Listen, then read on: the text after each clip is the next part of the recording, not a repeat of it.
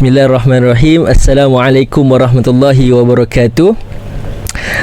Kembali kita dalam rancangan USIM Podcast TV bersama saya Muhammad Aiman Haziq bin Kamarudin.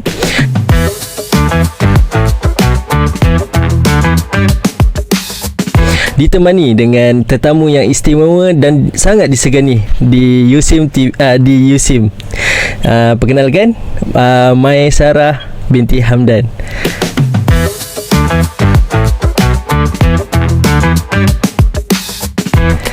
Assalamualaikum Aiman. Assalamualaikum.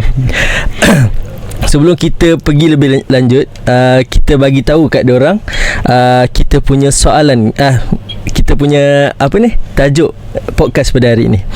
So, tajuk kita iaitu penggunaan rokok elektronik yang berlulasi di kalangan mahasiswa.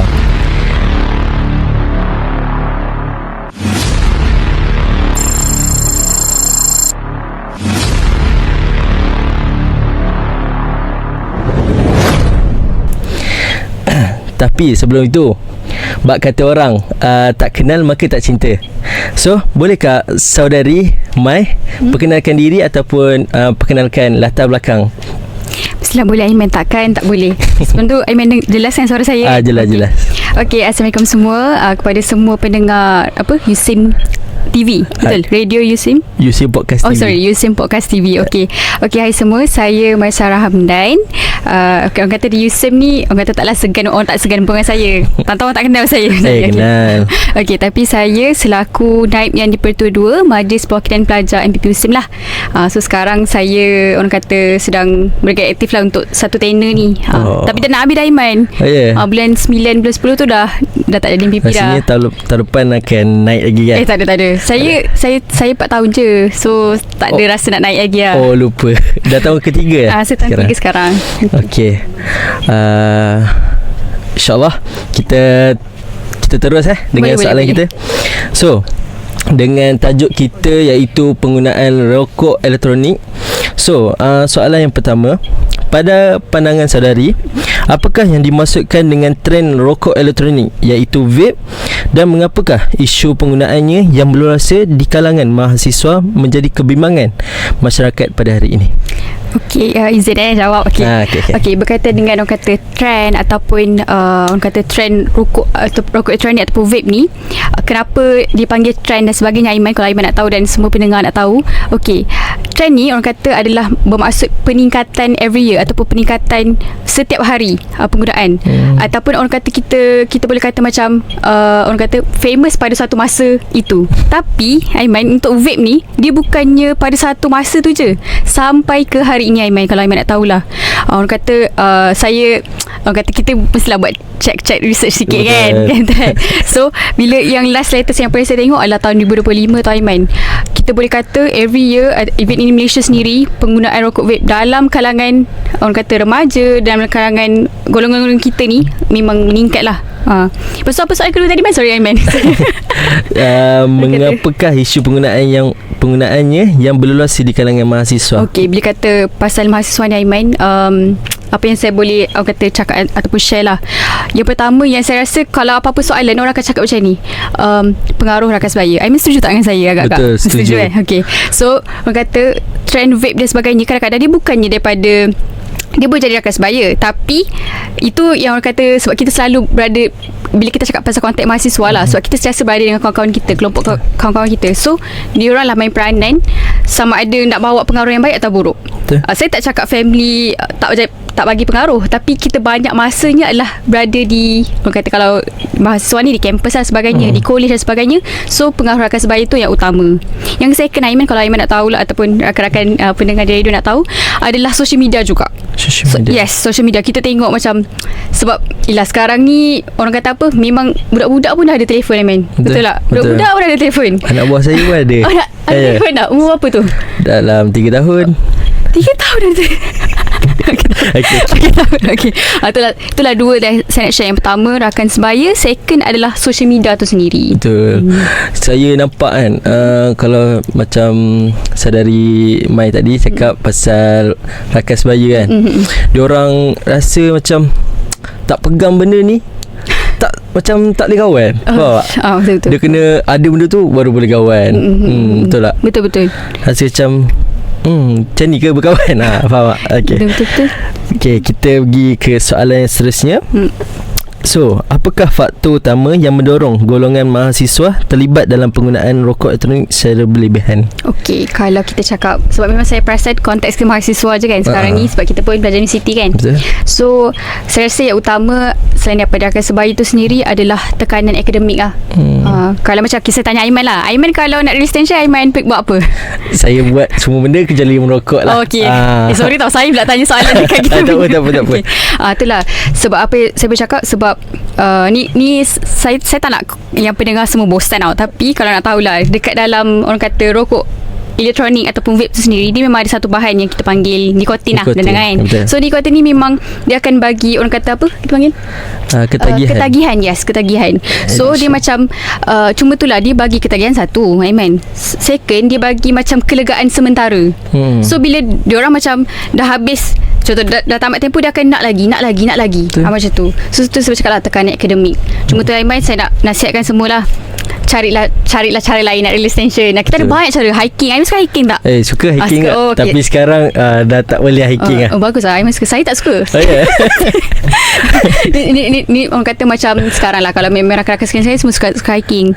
So itulah antaranya bahan tu sendiri ataupun tekanan akademik tu sendiri lah yang mendorong sebenarnya mahasiswa ni orang kata ketagihan dan sebagainya. Dan macam Aiman tadi ada katakan pasal circle yang macam kalau kau tak vape, kau tak macam kita orang, kau tak hebat macam kita orang, itu pun sebenarnya main peranan jugalah. Betul. Okay, kita pergi kepada soalan yang kedua. Dah makin panas ni kan? Betul. So, soalan yang kedua. Pada pendapat saudari, adakah golongan mahasiswa merupakan kelompok yang paling berisiko terjebak dengan trend rokok elektronik ni? Saya boleh cakap yes, sebab diorang orang kata peralihan diorang daripada alam remaja ke alam dewasa, yang diorang boleh orang kata buat keputusan sendiri. Bukan orang kata macam parents dah bagi, kita dah masuk college kan, kita dah ada kebebasan dan sebagainya. Saya cakap terus terang lah, waktu saya sekolah menengah, ni saya cerita sikit. Sekolah menengah kat mana? Sebenarnya semua kita orang satu sekolah sebenarnya. Saya kat Samti, Aiman Samti juga kan. Okay. So saya bercakap peralihan tu memang yes, mahasiswa ni memang paling terdedah. Sebab saya cerita lah, waktu saya sekolah menengah, saya tak dapat tahu kebebasan pergi keluar dengan kawan-kawan. Kalau Aiman tahu, mungkin kalau Aiman tengok gambar kawan-kawan tu sekolah, tak ada pun satu gambar mai, tak ada. Sebab parents saya memang tak bagi saya keluar. Saya kenal. Saya mengenali. Cuma bila masuk alam universiti ni, orang kata kita dah ada macam lah, kita berfikiran lebih luas, lebih rasional dan sebagainya. Kita dah ada, mungkin ada duit sendiri kalau yang ada part time dan sebagainya. So memang yes, mahasiswa ni memang paling tinggi konteksnya, sebab diorang dah ada duit, Aiman first. Lepas tu diorang dah macam tak ada di bawah pantauan parents dah. Dah tak ada pantauan orang sekeliling dah. Memang you decide yourself apa yang you nak buat, macam tu. So yes, I agree lah, untuk mahasiswa memang yang paling orang kata tinggi risiko akan terdedah berkaitan dengan vape ni. Lagi satu, pandangan saya lah tentang mahasiswa ni, sebab kita remaja. Kita remaja ni, kita orang kata darah muda lah. Macam nak explore macam-macam. Betul. Orang kita tengok tu macam sedap je kan. Tapi benda tu memang tak sedap hakikatnya. Tapi I kata tak sedap kan. Tapi saya tak pernah try yang semua. Tapi saya pernah bau tau. Sedap sebenarnya, Aiman. Kalau rokok elektronik ni, rokok yang konvensional yang lama tu, yes, dia tak sedap, bau busuk. Tapi saya memang bau. So I tu dekat kedai makan lah kan. Kedai makan macam tu. Bukanlah sebab saya pergi ambil bau, tak ada. Tapi macam tu lah. Kiranya macam itulah yang apa yang berlaku sekarang. Diorang marketing dan semua ni memang pandai gila untuk tarik perisa-perisa. Bahawa banyak perisa, Aiman. Kalau Aiman nak tahu flavor dia. Tu macam tu lah, Aiman. Tadi saya hampir terkejut tadi. Tapi tak apa, kita pergi seterusnya. Bagaimanakah isu rokok elektronik seperti peranti yang diubah suai atau dicampur bahan terlarang boleh menyumbang kepada peningkatan kes jenayah ataupun masalah disiplin di kampus? Orang kata masalah disiplin dan sebagainya, dia ada dua benda lah yang kita akan sentuh. Yang pertama, Aiman, kalau Aiman tahu, bila kita orang kata terlibat dengan vape dan sebagainya, yang pertama adalah isu mental tu sendiri. Sebab kan tadi kita ada sebut pasal nikotin kan, diorang akan ketagih dan sebagainya. So itulah yang pertama, yang bila diorang tak dapat benda tu, bila diorang tak dapat, diorang akan macam marah, diorang akan hilang kawalan dan sebagainya. And kalau nak tahu juga, sekarang ni ada banyak juga kes yang orang salah guna vape ni. Okay, vape tu dah teruk. Sorry kalau ada dengar, tapi yes, vape tu teruk you guys. Betul teruk. Teruk you guys. Tapi ada juga yang tambah lagi bahan lain macam dadah sintetik macam tu dekat dalam vape, sebab dia boleh menutupi macam kalau dadah yang biasa. Kita sebut pasal ganja dan sebagainya kan. So memang ada certain yang orang-orang yang kata macam ni pengedar dadah dan sebagainya, diorang gunakan dalam vape tu, dia tak bahan-bahan macam tu. Sekarang ada yang baru istilah diorang lah, vape piu-piu. Piu-piu tu yang ada yang tu yang ada dalam viral semua tu. Aduh, itulah. Macam lagi takut betul, sebab kita pun bukannya tu contoh saya jual vape kan. Tak guys, dengan ni contoh saya jual vape Aiman bukannya tahu pun saya dia tak apa dalam tu kan. Betul tak? Aiman just tengok okay ni marketing padu apa-apa semua, lalas tiba-tiba ada bahan dadah sintetik dalam tu. Habis rosak. Okay. Kita nak sampai ke penghujung, tapi sebelum kita nak penghujung dah seronok. Tak gerak-gerak. Terus. Okay. Tapi kita pergi kepada soalan yang terakhir sebelum penutup. So soalannya, sekiranya seorang mahasiswa ataupun mahasiswi menggunakan rokok elektronik dengan alasan bagi mengurangkan tekanan belajar, apakah pandangan saudari Mai terhadap situasi tersebut? Okey, kalau daripada awal tadi memang saya dah sebutlah sebab apa pelajaran yang ambil, sebab tekanan akademik tu sendiri kan. Cuma saya bercakap semua yang dengar-dengar kat radio ni salah podcast ni salah. Sebab kita ada banyak cara lain. Tadi saya tanya Aiman juga, Aiman buat apa tadi? So sebenarnya guys, itulah saya bercakap salah untuk kita gunakan tu untuk distension dan sebagainya. Kita boleh guna cara lain. Ada banyak sebenarnya. Pergi hiking, pergi sukan dan sebagainya. Kita apa yang best, food hunt. Kalau perempuan ni suka food hunting macam tu. Pergi Lion View, pergilah mana-mana.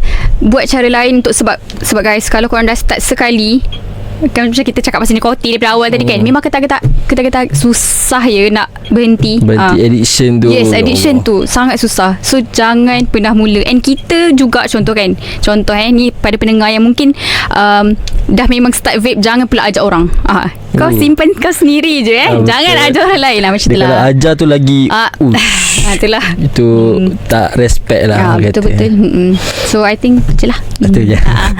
Okay, tak cukup tak? Cukup sangat. Okay, kita sekarang Mai, kita dah sampai penghujung dah. So boleh tak saya ada tak Mai untuk bagi harapan kepada pendengar sana, apa pandangan Mai untuk kita tutup? Saya akan bagi konteks first mahasiswa sendiri lah, sebab saya pun mahasiswa juga kan. So untuk semua yang di luar sana, saya harapkan yang kalian tak akan terjebak langsung dengan vape, dan jangan juga bawa pengaruh pada orang lain juga. Sebab ni saya isu macam luas sikit lah. Kita ni dah tahun 3 kan. Lepas ni kita nak cari alam pekerjaan dan sebagainya. Lepas tu nanti kita nak berumah tangga pula kan. Walaupun mungkin jauh lagi kan, tapi kita kena start didik daripada diri kita sendirilah. Kita nak jadi bapa yang baik, suami yang baik. Okay, sorry kalau macam cringe ke? Okay je. Macam tu lah. So itu juga untuk lelaki, tapi saya tak nafikan perempuan pun kadang ada je juga. So saya nasihatkan jugalah untuk wanita-wanita, jangan pernah mula. Sebab kalau kalian dah mula, tak tahulah macam mana nak stop. So itu je. Lagi-lagi saya pun tak boleh brain sekarang ni. Ada bukan setakat lelaki, perempuan sama. Yes, betul. So cukup sangat. Cukup bermakna sangat. So terima kasih kepada saudari Mai Hamdan. Sorry. Terima kasih kepada saudari Mai Hamdan kerana sudi meluangkan masa bersama kita di Podcast TV. Semoga apa yang dibicarakan dengan saudari kita tadi memberi impak kepada pendengar di luar sana. Okay? Kita akhiri podcast kita dengan Assalamualaikum warahmatullahi wabarakatuh. Bye. Bye. Terima kasih. Saya main. Okay.